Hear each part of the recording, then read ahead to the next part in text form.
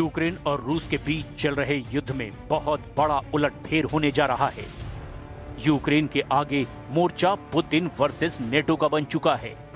इस जंग के धमाके और बड़े और ज्यादा खतरनाक होने जा रहे हैं, क्योंकि इस युद्ध में अब दो और देश, एक तरफ पुतिन और दूसरी तरफ यूरोप को बहुत बड़ी फायर पावर देने जा रहे हैं।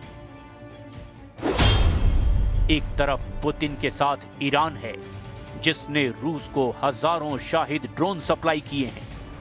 दूसरी तरफ जर्मनी यानी नेटो के पाले में इजराइल कूद गया है।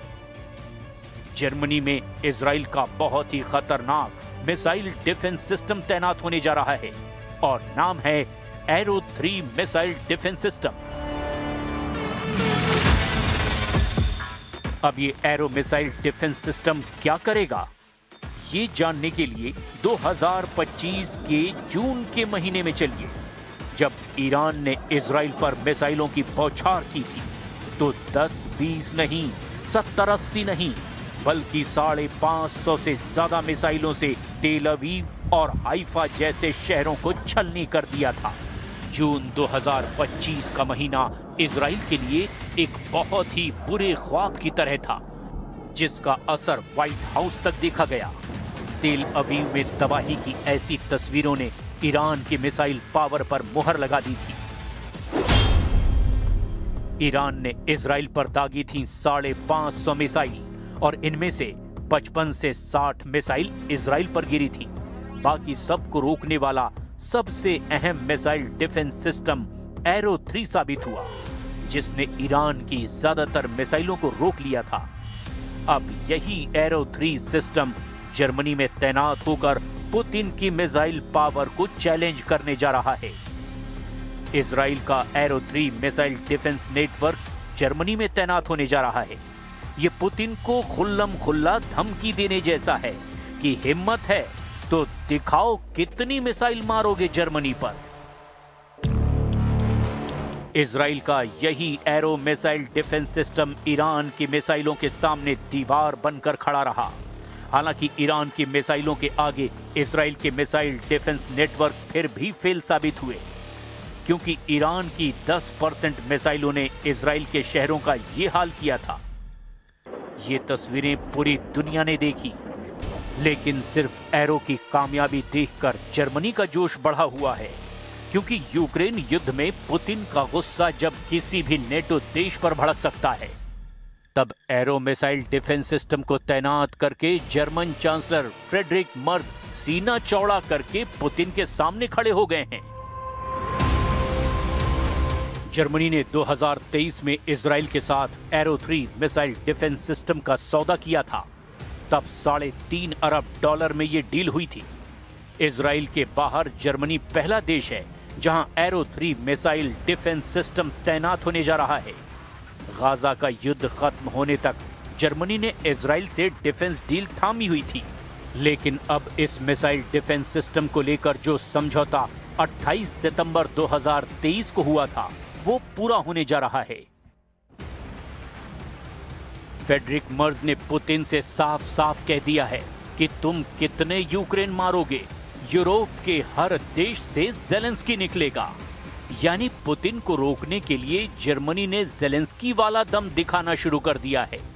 इस वक्त यूरोप या यूं कहें कि नेटो और रूस के बीच तनाव बहुत ज्यादा है। फ्रांस के पेरिस से लेकर ब्रिटेन के लंदन और जर्मनी के बर्लिन तक पुतिन के खौफ ने आग लगाई हुई है और अब यूरोप का हर देश पुतिन को रोकने वाली कोई ना कोई गारंटी चाहता है। यही वजह है कि फ्रेडरिक मर्ज को इजराइल का एरो 3 मिसाइल डिफेंस सिस्टम अब पुतिन को रोकने वाली गारंटी नजर आ रहा है। Arrow missile defence system Israel का अमेरिका के साथ तैयार किया गया सिस्टम है। इसकी रेंज 2500 किलोमीटर है। ये अंतरिक्ष में जाकर भी दुश्मन की मिसाइल को रोक सकता है। यानी ईरान की कई मिसाइल अंतरिक्ष से वापस वायुमंडल या कहें कि इजराइल के आसमान में दाखिल भी नहीं हो पाएंगी, क्योंकि एरो सिस्टम उन्हें पहले ही खत्म कर चुका होता है। इसी वजह से एरो को इजराइल का प्रीमियम मिसाइल डिफेंस कहा जाता है। ये ईरान के मिसाइल रोकने के लिए इजराइल का मल्टी लेयर डिफेंस सिस्टम का हिस्सा है और जब तक नौबत डेविड स्लिंग या फिर आयरन डोम की आती है, उससे पहले ही एरो मिसाइल डिफेंस सिस्टम अपने टारगेट को अंतरिक्ष में खत्म कर चुका होता है।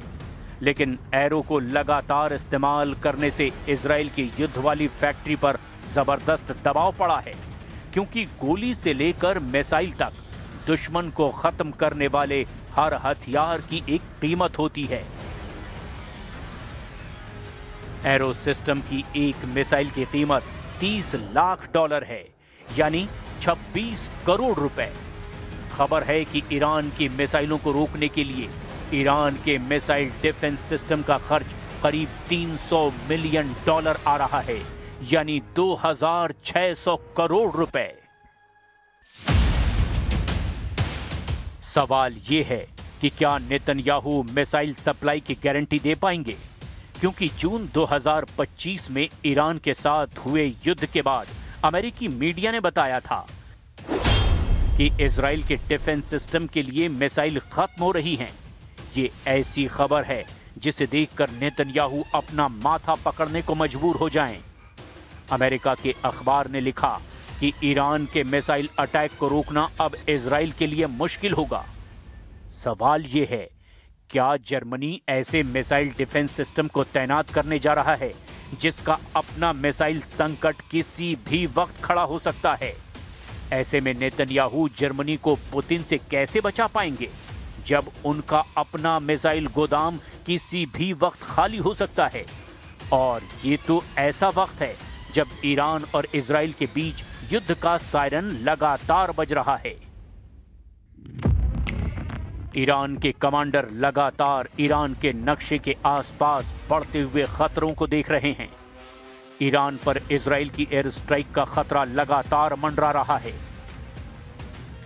अगर इजराइल ने ईरान पर हमला किया और उसके बाद ईरान ने इजराइल की एयर स्ट्राइक का जवाब दिया, तो ईरान से कितनी मिसाइलें दागी जाएंगी, इजराइल में कहां धमाका होगा, कौन सी मिसाइल गिरने वाली है, इसे लेकर इजराइल का मिसाइल ट्रैकिंग रेडार सिस्टम का अब तक एक बड़े चैलेंज का सामना हो रहा है, क्योंकि ईरान अपने सबसे खतरनाक मिसाइलों से इजराइल को दहला चुका है। इजराइल को पता है कि जून में ईरान ने 4 तरह की मिसाइल फायर की थी। इनमें सबसे खतरनाक फत्ता-1 और खैबर शिकर मिसाइल शामिल हैं। इसमें कद्र और इमाद मिसाइल भी शामिल है। फत्ता हाइपरसोनिक मिसाइल की रेंज 1400 किलोमीटर है। खैबर शिकन मिसाइल की रेंज 1450 किलोमीटर है। कद्र मिसाइल की रेंज 2000 किलोमीटर तक है और इमाद की रेंज 1700 किलोमीटर है। इजराइल पर हुए हमलों में इन्हीं मिसाइलों ने सबसे ज्यादा तबाही मचाई है। तेल अवीव से लेकर हाइफा और अशदोद से लेकर बीरशिबा और शेफाल जैसे छोटे शहर इन्हीं मिसाइलों की रेंज में फिर से हैं। ये बात ईरान की तरफ से बार बार बताई जा रही है। इस वक्त गाजा के बाद नेतन्याहू के टारगेट पर लेबनान है और वहां हिजबुल्लाह कमांडर तबतबाई की हत्या के बाद ईरान बहुत ज्यादा गुस्से में है। यही वजह है कि ईरान एक बार फिर से इजराइल को अपनी मिसाइल पावर की याद दिला रहा है। ईरान के विदेश मंत्री अब्बास अरागची कह चुके हैं कि ईरान अब इजराइल के खिलाफ नया युद्ध लड़ने के लिए पहले से ज्यादा तैयार है। अरागची का दावा है कि इजराइल की मिसाइलों की क्वालिटी यानी मारक क्षमता बढ़ गई है, क्वांटिटी यानी तादाद बढ़ गई है। अरागची ने कहा कि जून में हुए 12 दिन के युद्ध से ईरान ने बहुत कुछ सीखा है।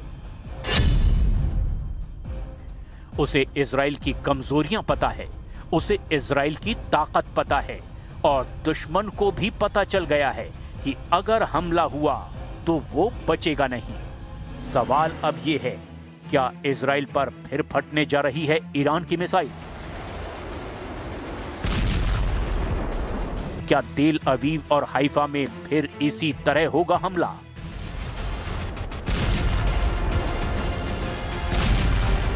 क्या ईरान की मिसाइलों के आगे फिर ढह जाएगा इजराइल का डिफेंस सिस्टम? इजराइल पर ईरान के हमले को लेकर बार बार चेतावनी जारी हो रही है। ईरान के विदेश मंत्री से पहले ईरान के सर्वोच्च नेता अली खामनेई के नए कमांडर ऐसे ही हमलों को लेकर आगाह कर चुके हैं। ईरान की मिसाइल लगातार लॉन्च पैड पर तैयार है। ईरान के कमांडर बार बार बता रहे हैं कि हमारी अंगुली मिसाइलों के ट्रिगर पर है और खामनेई से भी उन्हें सिग्नल मिल चुका है कि इस बार इजराइल ने हमला किया तो कोई रहम ना दिखाया जाए।